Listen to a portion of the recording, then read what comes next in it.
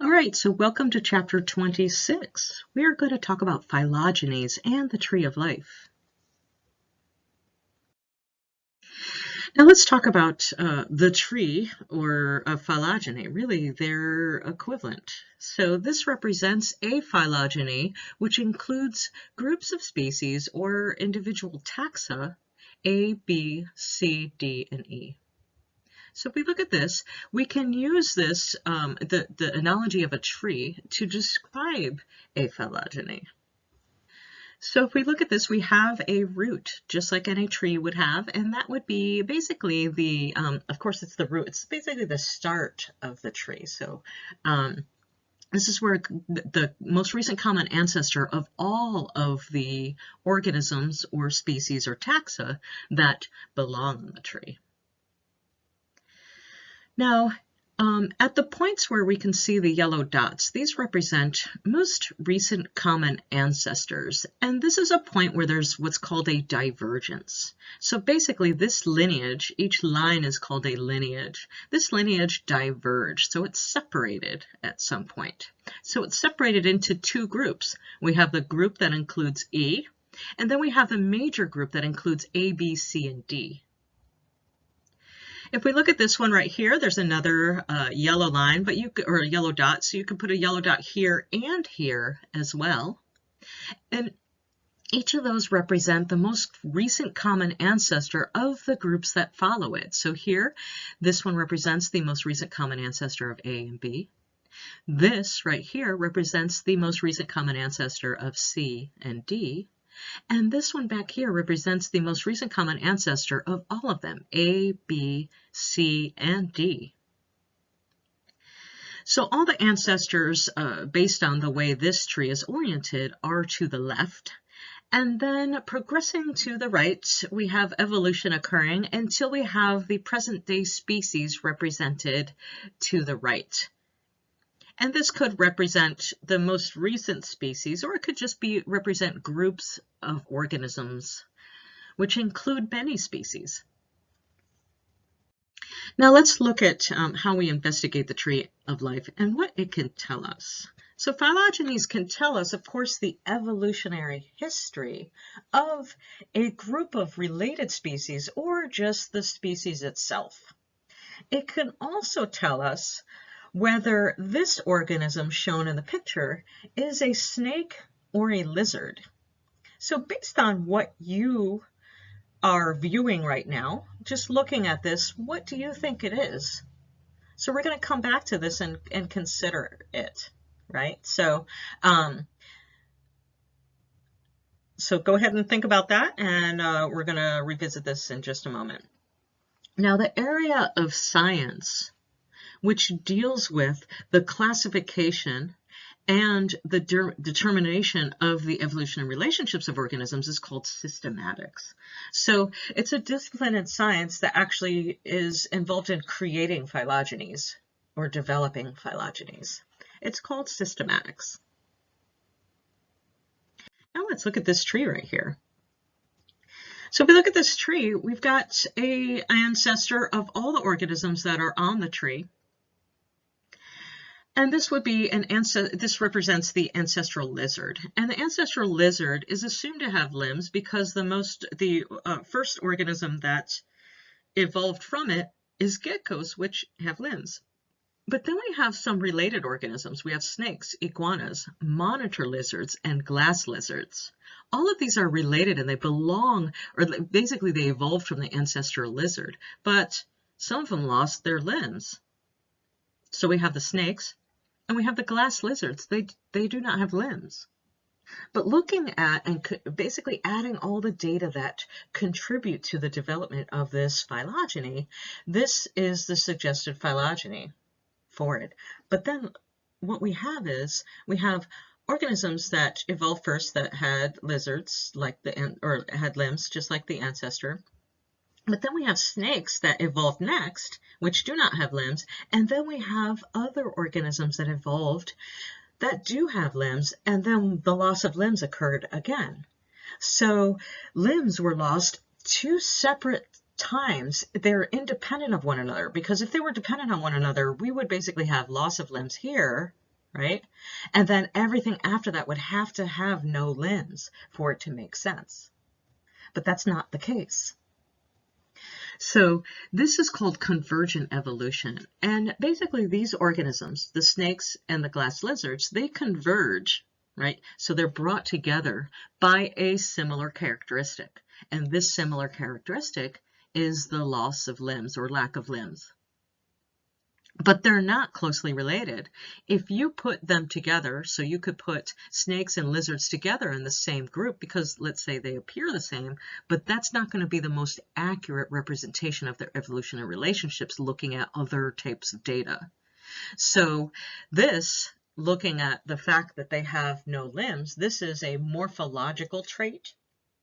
Okay, morphological traits are not that dependable for determining evolutionary relationships. DNA sequences is probably the most dependable, but there are other ways to determine evolutionary relationships, and we don't always have DNA sequences to be able to tell us this information. So a phylogeny can also indicate instances of convergent evolution. So look, you can identify it here. You can see, based on this phylogeny, that snakes and lizards are not closely related. However, they do have a similar characteristic, and that's the lack of limbs. Now, looking at the parts of a tree, again, with organisms in it, remember we already discussed the common ancestor. So this would represent the common ancestor of all of these organisms that are in this particular tree. We have fish, frogs, lizards, chimps, and humans. Now, each of these lines represent lineages, and along the lineage represents some time, and over time there are ancestors. So along the lineage, this would represent, this little rectangular box, represents an ancestor along the lineage of frogs. This represents right here the most recent common ancestor of frogs, lizards, chimps, and humans. And then we have the most recent common ancestor of chimps and humans. And since they diverged and there are no other groups that are connected to them based on this tree, this particular tree shows chimps and humans as sister taxa. They belong to the same group. Okay, so they're sister taxa because they belong to the same group and they share a most recent common ancestor.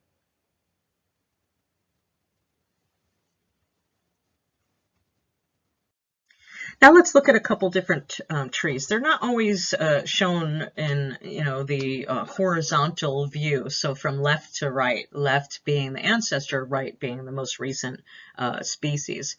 They could be vertical.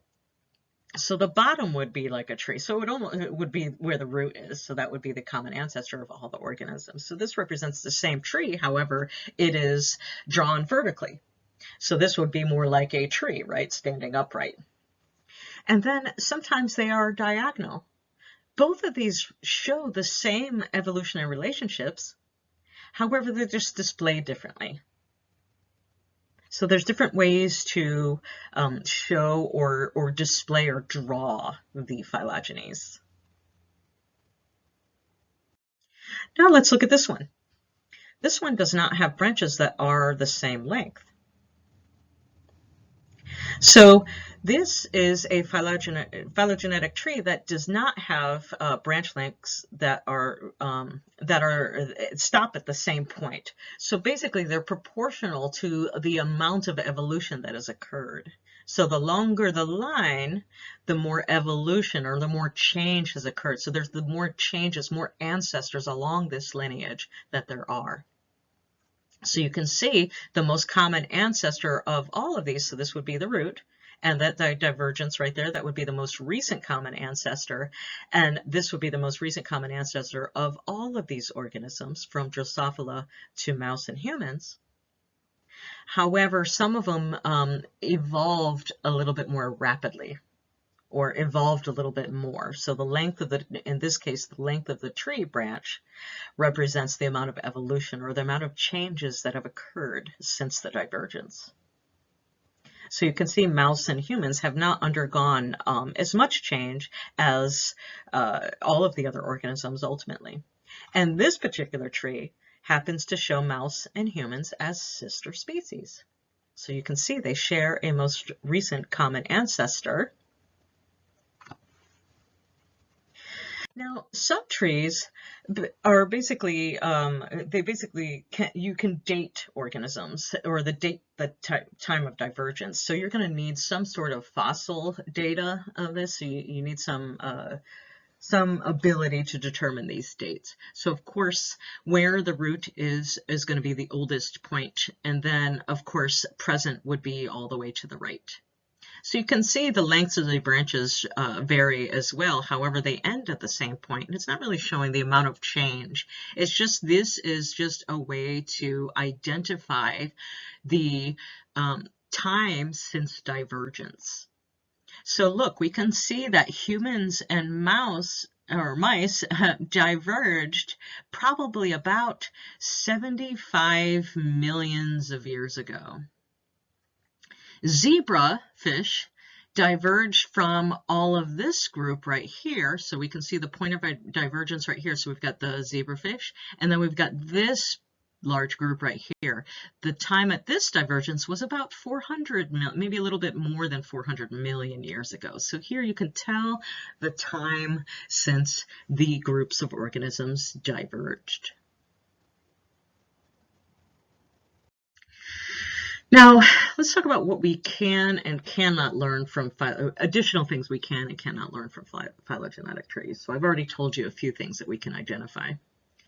So it's important to note that the tree branches can rotate often, but still represent the same thing, right? So these two trees right here basically show the same evolutionary relationships. They just appear differently. So if we look at this, you can rotate at each branch point, okay, but still show the same evolutionary relationships. So here we have the point where frogs and fish diverge. So this point right here, okay, where you don't see the rotation mark, we see the tree has been actually rotated here.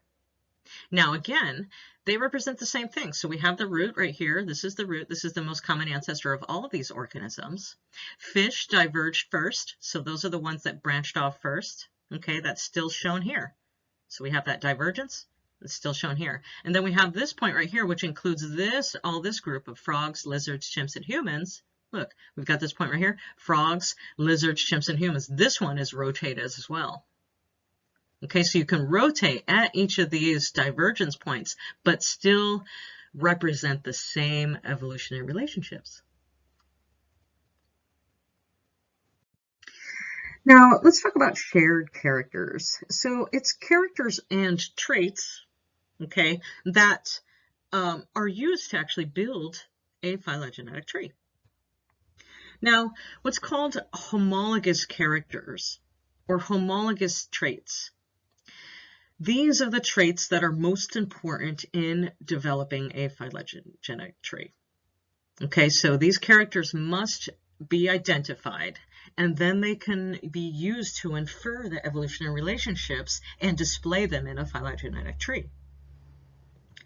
Now, cladistics is basically the area of science that actually groups the organisms by common ancestry.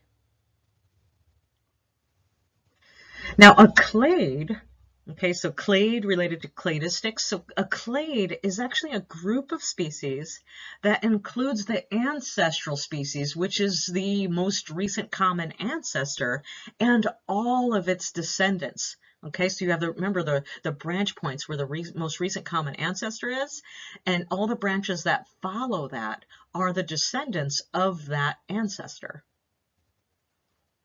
They can be nested in larger clades, so you can have subclades and sub-subclades. Okay, so the subclades are going to be nested or part of a larger clade. But not all the groupings of the organisms can qualify as a clade. Okay, so a true clade, which is recognized by scientists right now, is defined as the ancestral species and all of its descendants. Okay, so it's important to know that this word all makes it a true clade. So let's look at some examples of different clades. Okay, so a monophyletic group is a clade. Okay, so they are equivalent. It means the same thing. And it's the monophyletic groups that are the only groups or clades that are recognized as a true clade. Okay, so this is a true clade.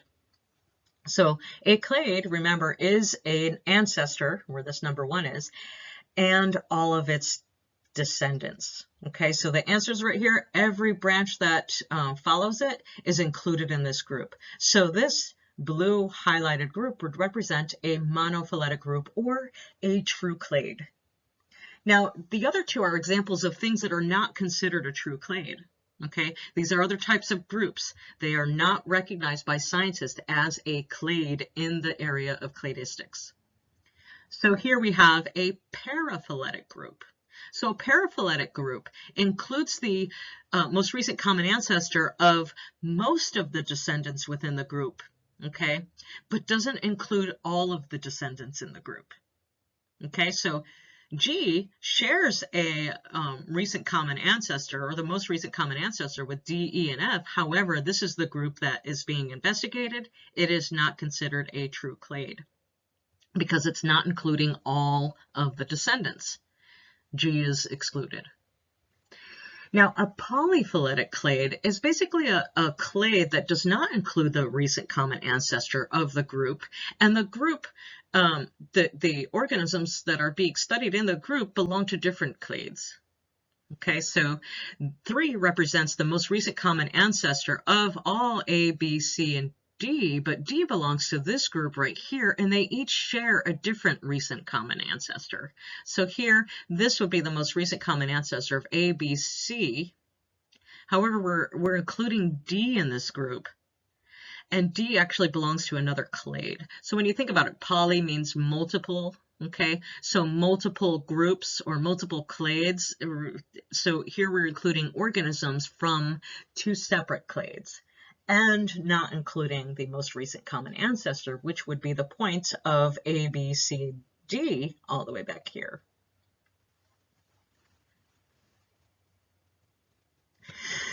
Now, again, just for a quick review, the monophyletic group is a true clade, and this consists of the ancestor and all of the descendants. The paraphyletic group is going to consist of the ancestral species, but not all of the descendants. Okay, so here G is excluded. And then polyphyletic is going to include distantly related species. So that's A, B, and C. They're more closely related to each other. However, D is distantly related from this group, A, B, and C, and doesn't include their most recent common ancestor, which would be 3 here.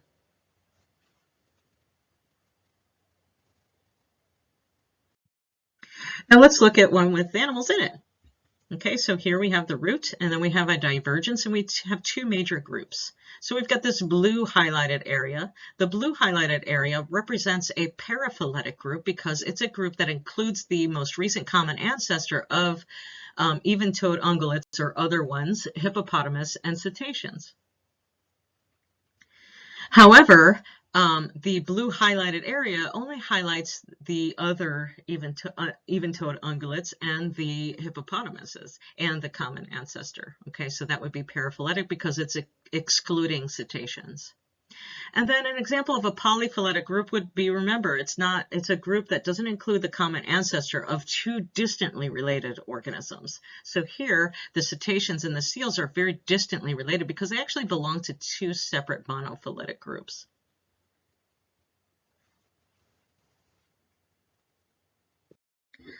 So let's talk about shared and derived characters. So when you compare characters with an ancestor, okay, an organism can have both shared and different characters. Okay, so basically this organism, let's say your organism of choice, you're comparing it to the ancestor. The organism can have similar traits as the ancestor, but then it could also have different traits than the ancestor. Now, the shared ancestral character is the one where the organism has the shared traits. So basically, the ancestor and the organism that evolved from it share a common trait. But then you have shared derived characters. Okay, so derived or different characters are ones that change over time. Okay, so it's the shared derived characters that make the organism different from its ancestor. Another name for this is called a synapomorphy. So you might see synapomorphies or synapomorphy, and that represents a character that is not shared with the ancestor, or a shared derived character. Now, there's what's called an outgroup. An outgroup can be analogous to the control in an experiment. So the control is, remember, you have the control and then the experimental. The control is basically, in most experiments, you have the group that is untreated.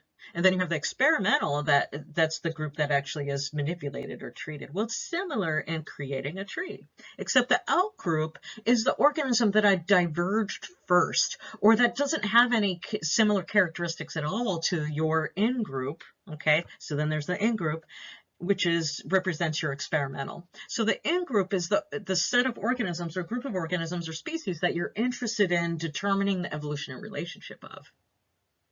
So we can kind of look at a tree and determine the outgroup and the in-group. So if we look, we have the root right here. Here, the outgroup could be considered the Drosophila, or the fly. The in-group may be the lancelet, zebrafish, frog, chicken, human, and mouse. Okay, so all of these would be, let's say, these are the ones that you want to determine the evolutionary relationship with, and then you need something to somewhat compare it with, but not something so distantly related that it's not even comparable. So it needs to be, let's say, an immediate ancestor of your in-group, which is the group that you're interested in. So again, we can look at this. We have the Drosophila, and then we have, this would be the first one branching off, okay? And there's a name for that, and we'll get to that. And then we have the rest of the group, which would be the in-group. So this is just looking at the various trees. So there's a video that you want to watch, which shows you how to develop a tree using this shared derived character and ancestral characters and outs groups and in groups. So there's a video for you to watch to do that. But we're going to talk about how to pick the best tree. So how do you know is the best tree or the best representation of the evolutionary relationships of your organisms? You can't always be absolutely positive of your results. So you must depend on statistics or probabilities. So you want to narrow the probabilities or possibilities by applying some principles. One key principle that is described in your lab manual is called the maximum parsimony, or the parsimony principle. And then there's also what's called maximum likelihood. Now, maximum parsimony is basically where you want to pick the simplest explanation that best fits your data. Okay, so you don't want to make it any more complicated than it already is. So you want to pick the most simple explanation for the data that you have. Maximum likelihood takes into account some biases that that occur with certain mutations or changes within organisms. Maximum parsimony can be done just manually by hand if you have small amounts of data, but it's usually not the case. There's usually a ton of data, so computer programs are used to identify trees or search for trees that are the most parsimonious or the most simplest, which explains your data, and the most likely. Okay, so again, maximum likelihood, the most likely, the maximum parsimony would be the most parsimonious tree. Now let's look at an example. So this is an example of applying the principle of parsimony. So look, we have 3 species of beetles, and these are 3 hypotheses. So these are your observations right here. We'll take you through scientific method. So these are your observations. We have these 3 beetles, and we want to determine the evolutionary relationships of these 3 beetles. Well, we look at some characteristics, and then we develop some hypotheses. So a tree is basically, or phylogeny is basically a hypothesis. It's not proven true, or it can be falsified depending on the data that you have. So you developed, multiple hypotheses, and then you basically test them. So here we've got the 3 hypotheses. We've got here where you have the root, and 3 would be the species that diverge first, and then 1 and 2 are sister species. Here we have the option where you have 1 and 3 are sister species, okay, but then 2 was the one that diverged first. And then alternatively, we have the species number 1, which would have diverged first, and then we have species 2 and 3 being the sister species. So let's look at the data. So using sequence data or DNA sequence data, right? So you get this information, you determine the sequence, and then you basically line them up. So you're going to kind of align them, and you'll learn more about that when we get to chapter 21. But they're going to line up, and then you basically determine, or you could already know the ancestral sequence. So then you compare the sequences of each of the species to the ancestral sequence, and then you can kind of determine what's happening. So here, these are all the 3 hypotheses, and then you mark what change must have occurred for this hypothesis to be true, going through each of the sequences that, or each of the sites of the sequence that you have. So now we've went through all of them, and these are the changes that must have occurred for hypothesis number 1 to be true, this one for hypothesis 2, and this one for hypothesis 3. So to apply the maximum parsimony method, you want the simplest one, which explains your data. So the simplest one in this case would be the least amount of changes to make it true. So how many changes must have occurred to make this true? So we've got 1, 2, 3, 4, 5 here. 1, 2, 3, 4, 5. Or as you go through, it's more, sorry. So then we have these different, basically we have 6 events right here. 1, 2, 3, 4, 5, 6 events must have been true for hypothesis 1. And then we have 7 here, and then 7 here. So which one is the most parsimonious? Which one is the simplest explanation? It's the one with the least amount of changes, or the least amount of events that must have happened to make it true. In this case, it would be this one right here. So here, this one, the least amount of events would have had to happen, or changes in the DNA sequence, to make this hypothesis true. So we have 6 events, 7 events, 7 events. Again, you want to pick this one. Simplest explanation is always the best. All right. So again, I mentioned that phylogenetic trees are hypotheses. Okay, so the best hypothesis for a phylogenetic tree fits most of the data, right? And most of the data could include morphological data. It could include molecular data, like we just looked at, DNA sequences, and fossil data. So if you combine all those types of data together, you pick the best one, or the simplest explanation. So sometimes it's a little bit more complicated than that. So you must use, sometimes to actually determine whether a character occurred in a group, you use what's called phylogenetic bracketing. So this allows you to predict a feature or a trait in an ancestor, okay, based on the descendants within the tree. So, for example, we could use phylogenetic bracketing to infer characteristics of the dinosaurs. So if we look at this, we've got the phylogeny based on all types of data. Of course, fossil data would be the majority type of data to determine this, but we have snakes and lizard DNA and crocodiles DNA, which we could determine. And we have the traits which basically determine this evolutionary relationship. So here we know, based on morphological traits, okay, that birds and crocodiles share these features. They share 4-chambered hearts. They make song, they build nests, and they undergo brooding, which is part of helping develop their young. Okay, so look, we've got crocodiles and birds, but they're distantly related, and we have extinct species within here that we don't know about, and we don't have any evidence of. But since the tree puts them in between these species, you could bracket them together and basically infer or predict that these 2 groups of dinosaurs also have those traits. Okay, so again, it's just a hypothesis, until you come up with data to show this, again, it's still questionable, but you can use this bracketing to kind of put these groups into a larger group with the others based on these similar characteristics. Now, what's interesting is, the data had been shown, right? So for that, and that's shown in your textbook. Now let's talk about the genomes. The genomes are probably the most reliable. Nucleic acids, okay, of course, other molecules are used as well, but nucleic acids are a bit more stable. Nucleic acids can determine, basically they infer relatedness, because remember, nucleic acids, especially DNA, is passed down from one generation to the next.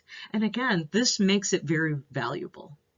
Now there's different sources of DNA. So there's DNA that actually code for the ribosomal RNA. Now, ribosomal RNA does not change very quickly because ribosomes are kind of important for organisms to make proteins. So if there's a lot of changes in those, then that could affect the fitness of the organism. So they do not evolve very fast.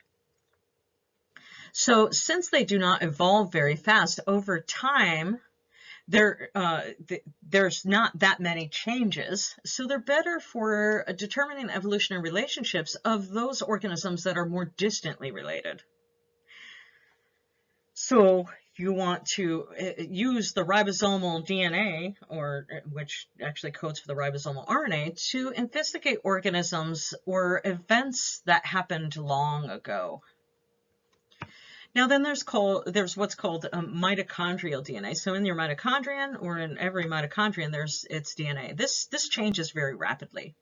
Now you cannot use mitochondrial DNA to investigate organisms from long ago and compare them to more recent organisms, because so much change has happened that it's not even comparable. So mitochondrial DNA is more better to use for those organisms that are more closely related. For instance, we use mitochondrial DNA to determine like family trees, what groups we are related to. And mitochondrial DNA is actually passed down from mother to child, so it's maternally inherited, so you can determine the maternal side of the family if you're going to determine relatedness to someone. And again, as opposed to the ribosomal RNA or ribosomal DNA, since that changes very fast, ribosomal RNA and DNA is used to investigate events that occurred long ago. Well, mitochondrial DNA is used to explore more recently occurring events. Now let's talk about gene duplications and gene families. So over time, genes can change, okay, and genes can duplicate. You were introduced to duplications in General Biology 1. Now we're going to talk about how the evolution of the duplications can result in what's called gene families. So gene duplication results in an increase in the number of genes, so it can result in a larger genome as well, if that happens quite often. So again, this can result in gene families. So gene families are actually groups of genes that result from gene duplication, where over time they start to change slightly in their function. And these gene families can be traced to a common ancestor in duplication as well. So we're going to see some key examples. There's two types of genes that result from gene duplication, and they duplicate in different ways. There's what's called orthologous genes and paralogous genes.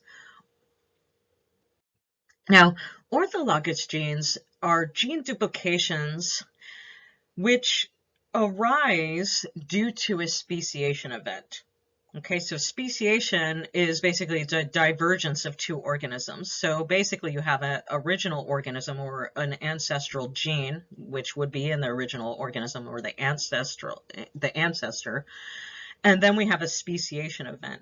Well, after the speciation event, immediately after the speciation event, the ancestral gene is going to be basically a duplicate of each other. Now they're called orthologous genes because they're in two separate species, but it's the same gene. But now that they're in two separate species, these species are going to evolve separately or independently of one another, and so will those genes. The paralogous genes are genes that occur within the same species. So duplication can occur within the same species. So now a particular species, let's say species C, has an ancestral gene. Let's say this gene gets duplicated. Now there's 2 copies of that gene within the same organism. Those are paralogous genes. And initially they're going to be essentially identical to one another, but they're still going to evolve separately. Now, let's talk about molecular clocks and how molecular clocks are actually used to track evolutionary time. So sometimes you want to extend a phylogeny beyond what types of direct data that you have, like fossil data. Now, here you must make assumptions in order to do that. And if you have fossil data, you want to use assumptions on how often the DNA changes in that particular organism over time.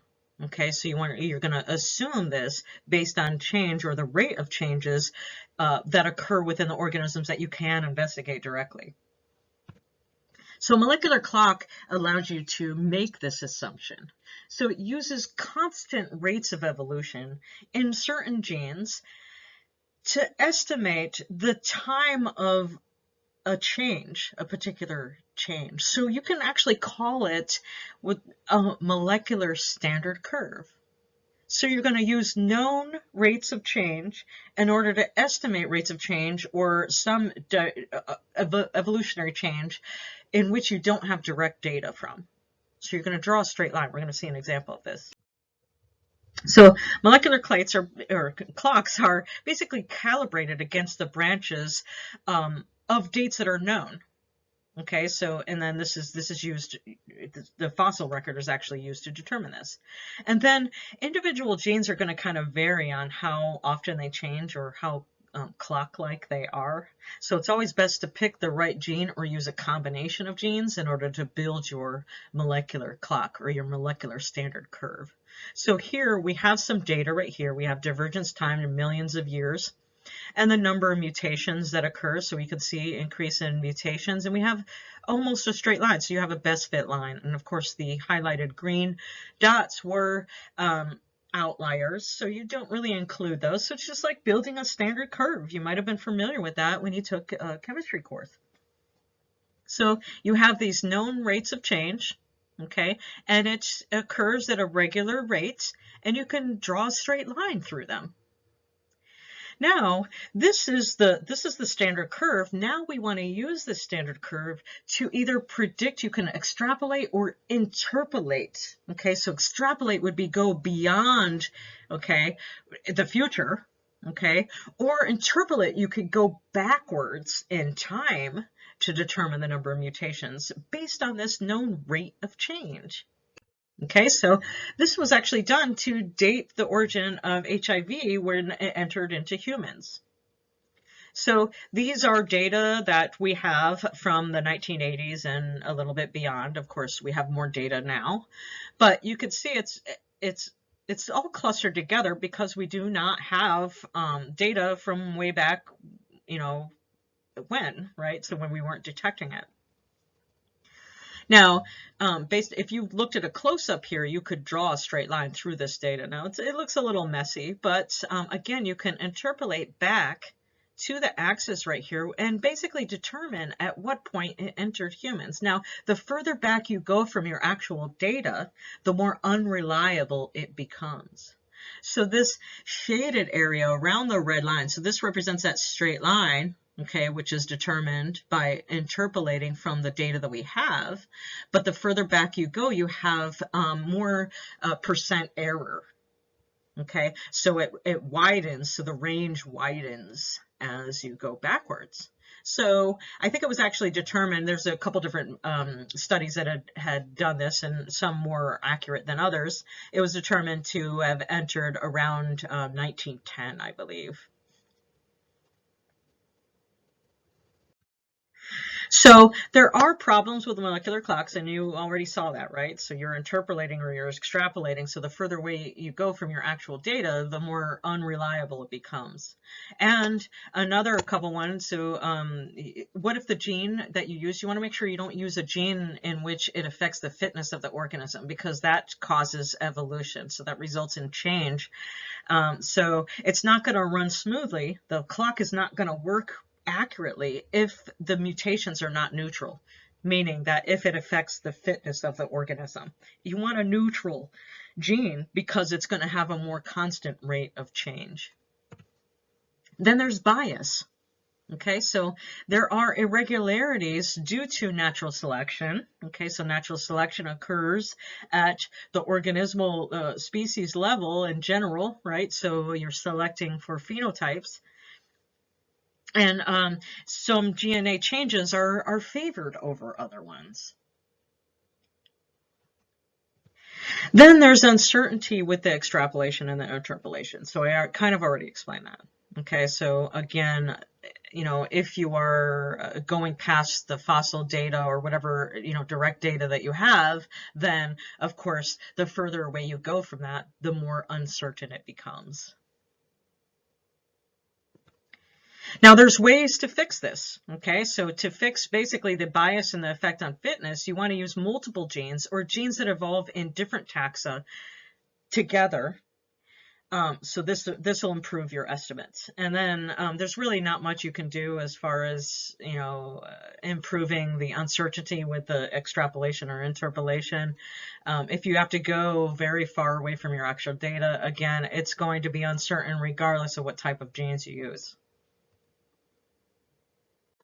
All right, so let's talk about our final concept here is early taxonomy and basically what happened before humans even lived in terms of evolution.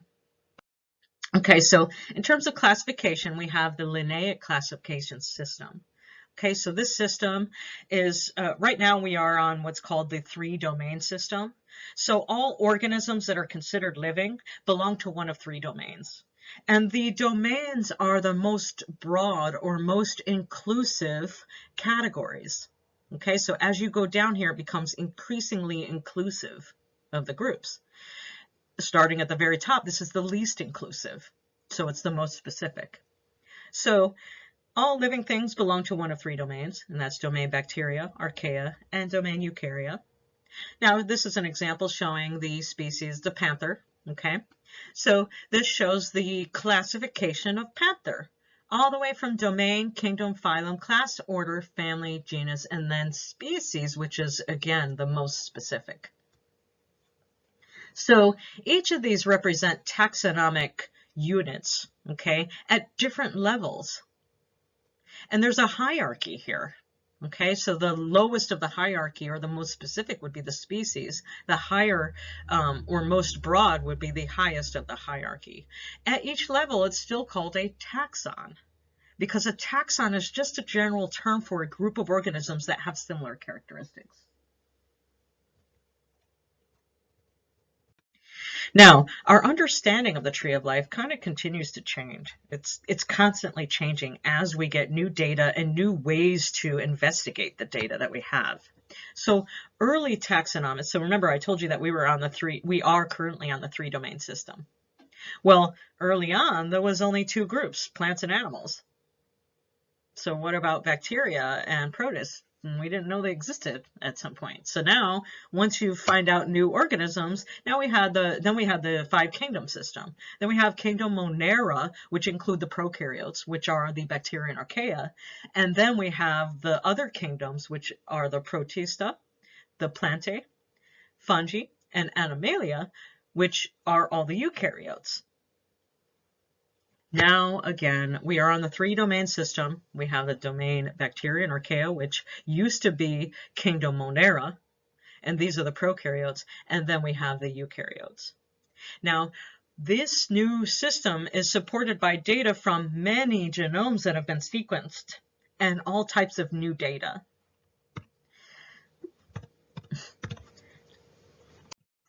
So looking at this tree, we can see that we have, a broad overview of the tree of life. We have a common ancestor of all life, which resulted in a divergence following that, which basically separated the eukarya and archaea from the domain bacteria. Yes, I did say that. I did say that the domain archaea belong to the same divergence group as eukarya. So the archaea are more closely related to eukarya, even though they are prokaryotes. Domain bacteria are also prokaryotes. So these are all the major groups of bacteria. We will be discussing those in a lot more detail when we get to later chapter. Same with archaea. And then, of course, eukarya. So what I want to point out here is what's called a polytomy. A polytomy indicates an area where we're unsure of the evolutionary relationship. So basically it looks like a fork. So all the lineages branch off equally from the divergence, okay? But again, their relative relationships within this polytomy right here are currently not clear. Now, during the early evolution, horizontal gene transfer did play an extremely important role in determining the evolutionary relationships of organisms, or the evolution that occurred over time. So here, this is just another way of showing a tree. We could see this is more like a cluster tree. Okay, so all the studies, and as I mentioned with the previous tree, all the studies suggest that the eukaryotes and the archaea are most closely related. And you can see there's this root. We have the divergence, and basically bacteria diverged from all other organisms. And then there was a divergence between the archaea and the eukarya. So the archaea kind of branched off from an early eukaryote, and then the eukaryotes diverged further into these groups. Now, horizontal gene transfer, how is this important? First of all, what is horizontal gene transfer? So there's different methods of horizontal gene transfer, which we discussed a little bit more in detail in another chapter. But basically, it's the movement of genes between species, and it could be between major groups of species as well. And this includes endosymbiosis. Endosymbiosis, basically the eukaryotes that acquired a prokaryote, which resulted in the evolution of the prokaryote within the eukaryote, which developed into the chloroplast and the mitochondrion. That's considered horizontal gene transfer as well. Now, there's been substantial amounts of changes or interchanges of genes between organisms within similar groups or even in different domains. So these are some basic methods of gene transfer, and again, horizontal gene transfer, and again, the details will be explained a little bit later. We have what's called transposable elements, which is basically DNA that just kind of moves around. It's called mobile DNA. We have plasmids, which are small extracellular pieces of circular DNA. There's viral infections. Some viruses incorporate their genome into the host genome. And then fusion of organisms, and then of course you could add that to, or add, basically fusion of organisms would kind of encompass endosymbiosis. Now, this is the kind of the final note. This kind of tree represents what happened way before we had these three domains, and we're not everything's very clear, but many biologists do argue that horizontal gene transfer was so common in early history of life that it would be shown as just a tangled network of connected branches. Right, so overlapping branches, and you can see the transfer of the mitochondria and the chloroplast was part of this. All right, so that's really it for phylogenies at this point. Don't forget to watch the video on how to build a tree using other types of data other than what I showed you as far as using the principle of parsimony.